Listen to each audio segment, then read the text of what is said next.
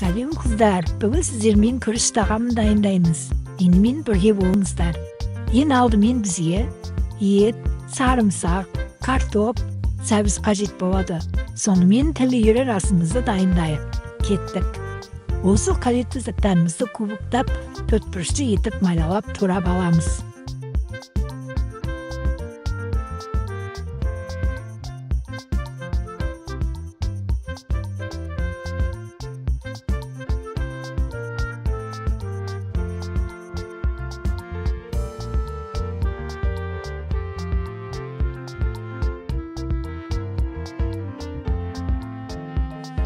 Сосын 2 кесе күрішімізді жылы суға салып 10 минут қойып қоямыз.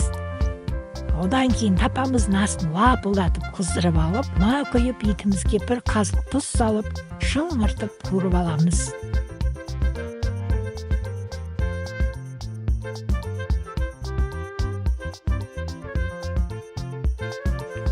Сәлден кейін жуамызды салып, одан кейін сәбіз картофелімізді салып, араластырып, тұз, бұрыш, паприка, томат, өздеріңізде қандай дәмдеуіштер бар, соларды салып қуырып аламыз да су құйып бетін жауып қайната береміз.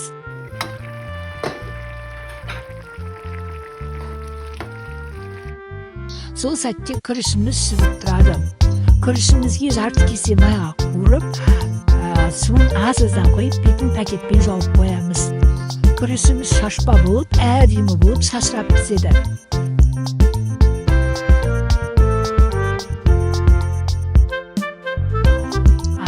Міне бізде бәрі дайын.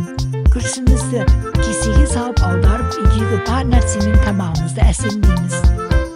Біздің үйде салат қаланы деген, сол салатты қосып әсемдеп әдемі тағам шығардым.